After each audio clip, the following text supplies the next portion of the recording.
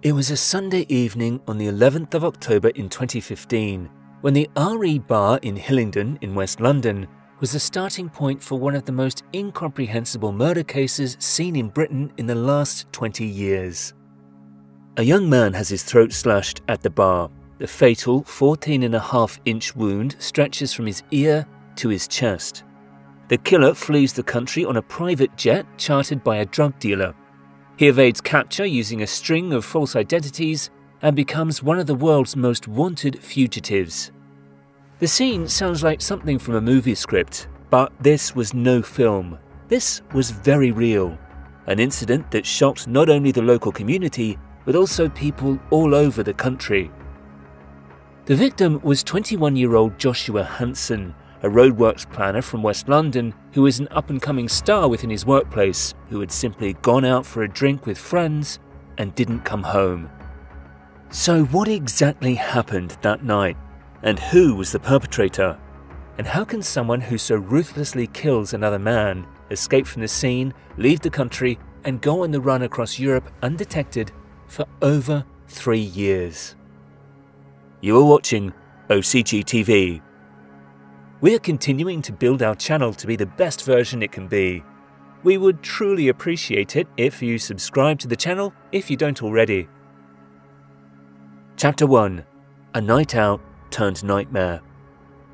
On the night of his death, Josh had accompanied his girlfriend to hospital after a close relative of hers had fallen ill.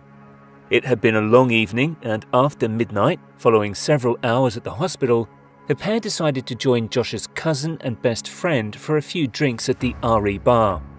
Spirits were high, a DJ was playing R&B music, and the friends were dancing. In the moments before the attack, Josh was stood with his back to the wall, facing a group of men sitting on a bench. This is when he caught the eye of Shane O'Brien, a stranger who squared up to him and asked, "What's your problem?" The aggression from O'Brien is clear in the CCTV footage, while a man appears to try to separate the men. Josh was 5'6", while O'Brien was 6 foot tall and powerfully built. Seconds later, O'Brien, a father of 2 from the Sutton estate in Ladbroke Grove, West London, pulled out a Stanley knife from his pocket and in a swift downward motion cut Josh's neck and chest, a wound which was later found to be 37 centimeters long. Fellow revelers looked on in horror as Josh stumbled back and tried to quell the bleeding on his neck, while O'Brien put the knife back in the pocket of his khaki Canada Goose jacket soaked in Josh's blood and calmly walked out of the bar across Field End Road towards a white van. What makes this reaction from O'Brien even more unbelievable is that he had only been in the bar for 20 minutes prior to the attack. Josh's body lay in the bar for 15 hours while the police gathered evidence. The CCTV that captured the incident was seized, which was crucial to the investigation. Metropolitan Police raced their engineer across London under blue lights, as they knew attempts were being made to destroy it. They quickly determined O'Brien's identity after finding his fingerprints on the cup he had been seen drinking and launched a manhunt with a £10,000 reward. However, the prime suspect was already 2 steps ahead. Warrants were executed at addresses he was known to have access to in the Ruislip and Ladbroke Grove areas. He was not there, but several knives were recovered, including 2 other Stanley knives, a flick knife, a machete, and a hatchet. Inquiries revealed after attacking Josh, O'Brien left London around lunchtime on Sunday, October 11, and travelled to a holiday park in Camber Sands in Kent. He had made the arrangements while fleeing the scene in the white van. Around 7 p.m. that evening, O'Brien and a friend went into a local pub. They returned the following night, and in conversation with bar staff, O'Brien said he had a caravan at Camber Sands. They then left and went to an Indian restaurant for a meal. CCTV images captured O'Brien looking calm and relaxed. On Tuesday, October 13th, O'Brien and a friend drove to Ashford Designer Outlet Retail Park, where CCTV footage showed the movements of their vehicle, a VW Golf. They visited several designer shops. O'Brien was caught on camera carefully selecting and trying on shirts and trousers before paying in cash. He also bought a suitcase and took time to have lunch. This was a man clearly unperturbed about carrying out such a callous murder only 48 hours previous. On Wednesday, October 14th, staff at the pub O'Brien had visited saw a police Facebook appeal offering a £10,000 reward to trace O'Brien and recognised his image. They called police and officers attended to make further inquiries. They calculated that they were approximately 12 hours behind the suspect. However, by then, O'Brien had fled.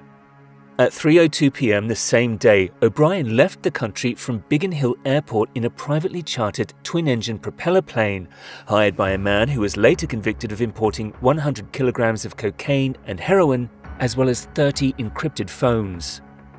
The two Dutch pilots who flew the plane were also jailed. More on them later. Air traffic control records showed its destination was the southeast Netherlands, near the German and Belgian borders. A manhunt was launched to find O'Brien with the help of the National Crime Agency, Europol and Interpol. A European arrest warrant was obtained and O'Brien subsequently placed on most wanted lists across the world. Police rewards for information leading to his arrest and prosecution were raised over time to £50,000. Detectives began to piece together his movements. The private plane had landed at a small airfield in the south of the Netherlands, where O'Brien was refused entry as he didn't have a passport. He took an onward journey to Germany, where he walked across the airfield and vanished. It is believed that O'Brien paid over £15,000 for the redirected flight. It was an incredible turn of events and signified the level of criminality that Shane O'Brien was involved in. Other criminals on the run might borrow the car of a family member or use the phone of a friend. By contrast, jobless O'Brien, who had no bank account but access to seemingly endless funds, had connections with serious criminal associates and was latterly provided with properties and fake identities. Most police manhunts last a few weeks or months, and the suspect might flee to another county in the UK, relying on family and limited funds. But not Shane O'Brien. The hunt was on, and detectives followed up every single potential sighting. Some were frustratingly intended to distract and mislead the investigation by tying up resources to follow a line of inquiry that came to nothing. However, these were far outweighed by the many well-intentioned calls, and lots were very credible. One in particular, around Christmas in 2017, garnered the attention of detectives when they got a call from a member of the public who said O'Brien was at a tanning shop in West London. It sounded unbelievable, too good to be true, that he could be so close to home. CCTV showed a man who looked very similar to O'Brien, but extensive detective work would discount him. His brother, who went by the nickname Snickers, is also said to have been arrested several times because of his resemblance to Shane and took to carrying a passport to prove his identity. In the months that followed, there were sightings of him in Spain, Thailand, and Dubai. 2 years passed without much news. The trail had seemingly gone cold. Chapter 2. 3 long years. The family of Josh Hanson was supremely brave and relentless in their pursuit of justice.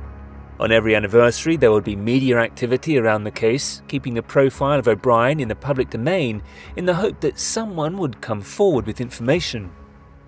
The lack of news must have been extremely frustrating for the family, with their lives on hold until the culprit of this terrible crime was behind bars.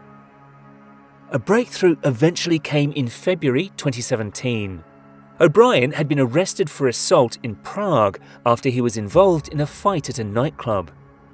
He gave the Czech officers a fake name, Enzo Melancelli, and by then had changed his appearance, growing out his hair and beard. Incredibly, police in Prague failed to check his fingerprints against European databases and released him on bail, and the mistake wasn't highlighted till some days later. Czech police later denied missing a chance to catch him, saying the Metropolitan Police had not asked European forces to check his fingerprints against its databases until the following June. O'Brien had boxing gloves on him when arrested, and this gave the police leads to follow up, visiting local gyms he frequented and traced a barber who had cut O'Brien's hair several times. When police interviewed him, he revealed that O'Brien had claimed he was Australian, but didn't have the accent to match. A tattoo artist in Prague named Tiago, who inked a large tattoo on O'Brien's back in 2016, depicting an owl clutching a skull between its talons, concealing the name of one of his children, an attempt by O'Brien to avoid being caught. He said that O'Brien was anxious to have the menacing image completed as quickly as possible and appeared evasive and on edge when asked about his background during small talk. A statement the tattoo artist gave to police said, "He entered my shop and asked if he could have a tattoo done straight away. I asked what he wanted and he said he wanted existing tattoos covered, changed to something completely different. He asked for an owl and a skull, it would cover almost his whole back. He said he was not staying in Prague for too long." The pair agreed to do 3 sittings over 3 days, lasting around 3 hours each. But on the 3rd day, Tiago said, "When it came to the 3rd session when I started tattooing, he cried like a baby and said it was really painful. He said he would come back the next day as he would spend more time in Prague as he had found a job. I asked him what did he do here. He looked like he didn't want to tell me. I could see he didn't want to talk about it. He said he was from Italy, then said his parents were from Italy and he was from Ireland." What motivated O'Brien to kill remained a mystery. Police had investigated a whole range of possible theories and concluded it was an unprovoked attack. There was no previous relationship between the pair. During his time on the run, O'Brien is believed to have visited the Netherlands, Dubai and Prague, where he had affairs with women, went to boxing gyms and visited nightclubs. After the connection was made to Prague, British detectives paid a visit to some local boxing clubs in the area who had confirmed he had visited their premises. O'Brien, the son of a postman, grew up on an estate near prison and had 2 children with his partner, who ran a children's fashion business. Some speculated he was being hidden by family members in Ireland or the West Indies. His father, Jerry, moved to Martinique more than a decade ago after falling for another woman. However, police were informed that he hadn't spoken to his dad for many years. His cousin, a man called Jason Manners, was jailed for 14 years for possessing a gun and helping to run a £10 million cocaine ring. His friend Joseph Peel, believed to be the associate who helped him flee, however unproven, was jailed for 16 years in 2016 for smuggling cocaine and heroin worth £12 million from Holland to Britain by helicopter. Both were residents of Sutton Way, the West London estate where O'Brien grew up. The Dutch pilots, Niels Wartenberg and Ricardo Vorstenbosch, were both jailed for 18 years. Chapter 3. The Breakthrough. It was late on Thursday, March 21st of this year when DCI Noel McHugh of the National Crime Agency was called by O'Brien's lawyer, who said O'Brien was considering handing himself in and wanted him to travel to Budapest to personally meet him. The immediate thought was why? He could have walked into any police station and handed himself in as one of the world's most wanted men. Was this a trick to waste more time and resources, getting McHugh out there only to find he was long gone somewhere else? The plan changed and police were told the meeting location was now Romania. Detectives were then able to alert the Romanian authorities, who then notified local patrol officers. This eventually led to his arrest in the middle of a busy street, detained with 3 mobile phones and counterfeit documentation. On his person, he had a false Danish passport, false residence permit, driving license, credit cards in the names of others, and 3 mobile phones. The relentless pursuit from the British authorities had paid dividends. The publicity generated in the years since he absconded had made O'Brien a heavy target. With some of his key gangland connections locked up, it was likely that he was running out of financial support. It was the news that the family of Josh had been waiting for, and they would eventually get their day in court, a chance to close this chapter and focus on remembering their beloved son and brother. O'Brien told his murder trial he felt threatened by Mr. Hanson, who he felt was ready to attack by apparently aggressive body language and staring into his eyes. He said they were not aware of each other at that point, that said after he and his 3 friends sat down, it became apparent, in O'Brien's words, they weren't happy with her sitting at that table and that the situation seemed hostile. As footage around 3 minutes before the attack was played, prosecutor Mark Haywood QC asks, "There is no hostility there? Where was the hostility at this stage?" O'Brien replied, "That bar is very small, just body language can create an atmosphere." Mr. Haywood said, "It can if you're looking for it, Mr. O'Brien."